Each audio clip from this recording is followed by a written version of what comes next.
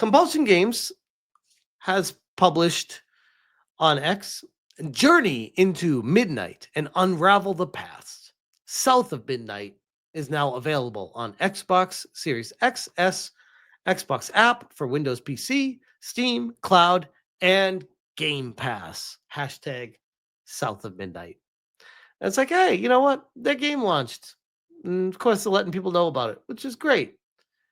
And then we go down to Master of the TDS, who, friend of the channel, who said something pretty interesting here. So, didn't you guys work with this person? Remember when Kim Belair said this? If you're a creative working in AAA, which I did for many, many years, put this stuff up to your higher ups. And if they don't see the value in what you're asking for when you ask for consultants, when you ask for research, go have a coffee with your marketing team. And terrify them. Like, we all know this one, but wait, because there's something after this that I never saw before. And just terrify them with the possibility of what's going to happen if they don't give you what you want. Yeah, that infamous line kind of told us everything we needed to know. But if you thought that was the end of it, you would think after the backlash, she would pull back. But instead, she doubled down. Which, when I saw this next clip that they're about to show, I'm like, this lady is a moron. And she is being empowered in a position that she has no right at all to be in. And I know that's not shocking to say because everyone already knows that. But this clip they show right now exposes exactly what every gamer is dealing with right now when it comes to Kim Belair. I would say this is my job. This is a big part of my job. Okay, go ahead, break it down. I would say that this is often what we get in an email to, like, hey, sweet baby, we need some help. Someone on the team has made an alien who speaks jive and has walked in. Is there anything you can do? And what we usually have to do is... First off, what the hell is she talking about? We get an email and someone says it's an alien that needs to speak jive. What do we have to do? What? What did she smoke before she went on stage for this? Like, what even is that? Is create like a version of that biography that maintains what they're trying to do and explains why, even if I can't convince them it's racist.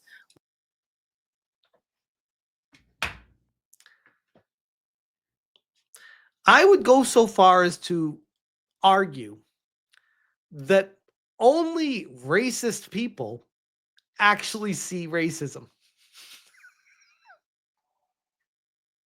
And I know that sounds wild to say, but if you are not racist, you don't notice it because it's not something that's even on your mind. It's the people that are racist that are the ones that notice it. They're honing in on it.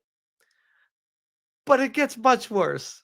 Why people externally will think it's racist. And if I can't sell them on, hey, don't do that, I can instill fear by suggesting that once it gets past us, someone else will take them down for this.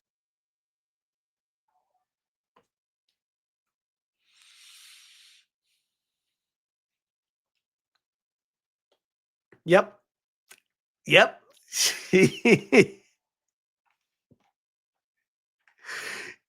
She is an absolute moron. And like, there was like a little doubt, like an inkling of, oh no, maybe she knows what she's doing. That's how she got to where she is. After I saw this clip, I'm like, no, she's just a straight up moron. Someone put her in this position and they're enabling her. She is out of her element, out of her shoes. Like, she has no idea how she is even where she is. And she's saying the most unhinged shit I could ever imagine. Imagine going up on stage and telling people like, oh, hey, yeah, I'm the person that will tell you something's racist and I will protect you before the other people will tell you it's racist. And then you'll be in big trouble when they tell you, oh, yeah. So I make sure you come to me and pay me first before the other people tell you, because you're too dumb to know that it's racist yourself. So let me educate you as to why it's racist. And once I educate you, then you can do the aha moment and realize, oh, thank you, Kim Belair. I'm so glad I got this consultation company and paid you all this money to tell me something's racist that really isn't racist, but because you said it is, now everyone thinks it is, and then it becomes racist because you tell people it's racist. That's not how any of this should work. That's why this stuff never existed before in the past when it came to gaming. Nobody gave a shit about any of this. They played their games for fun. You injected racism into gaming culture. You did that, not gamers.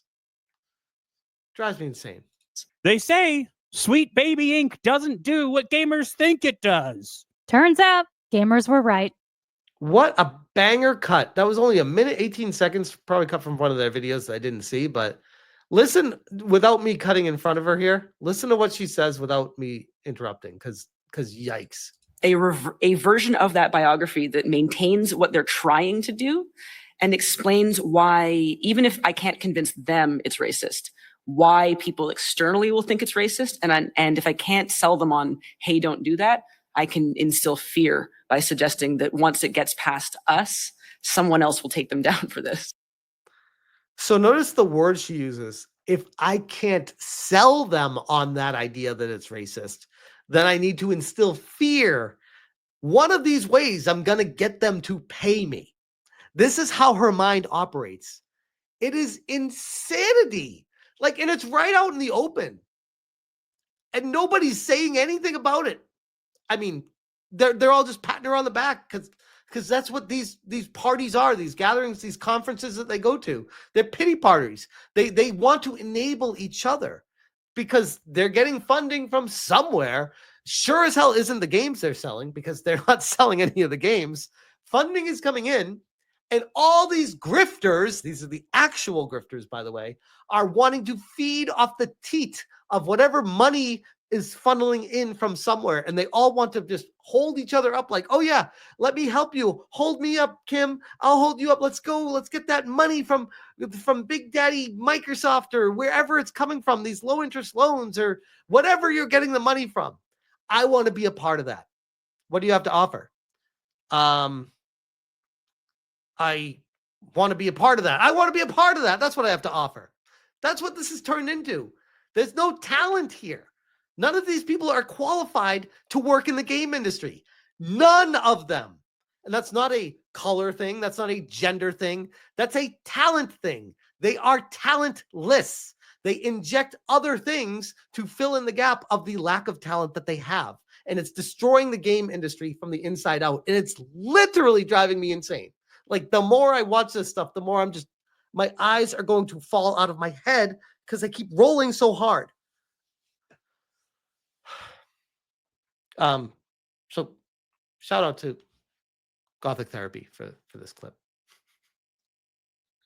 And on that note, because Sweet Baby Ink worked on South of Midnight, let's take a quick look on where it's at right now.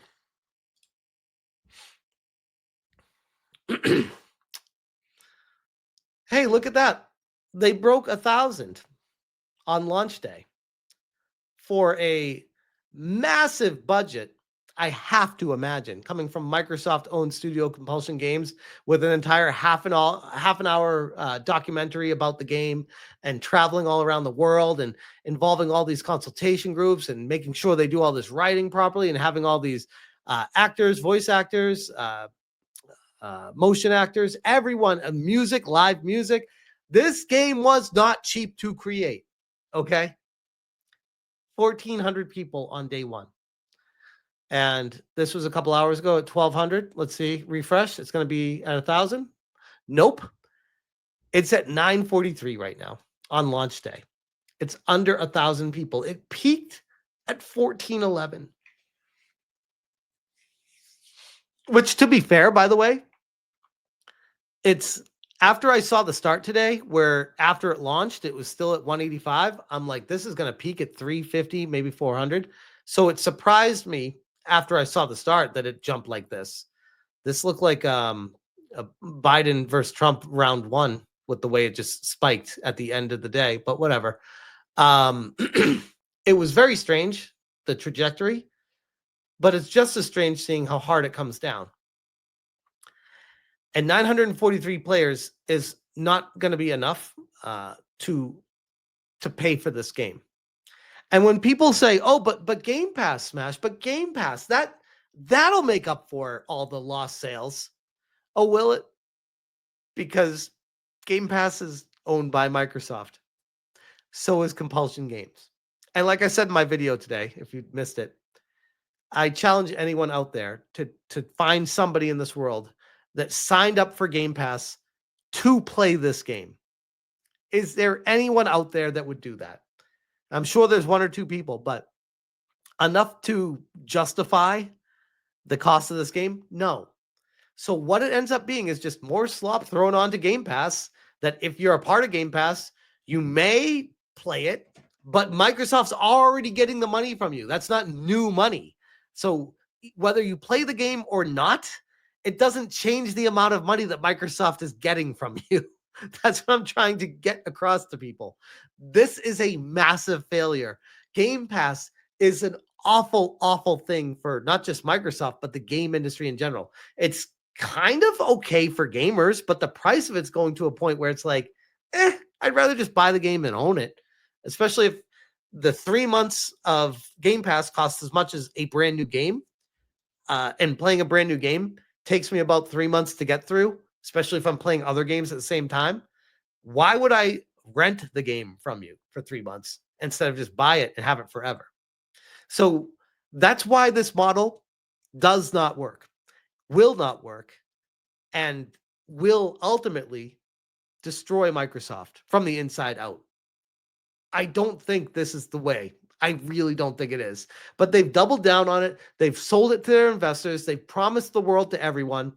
And now they have put themselves between a rock and a hard place. And there's no way out of this situation that they've created themselves. And they have no one to blame but themselves. Kira says, I didn't even pay for Game Pass. I claimed 3 years of it with Microsoft Rewards point farming.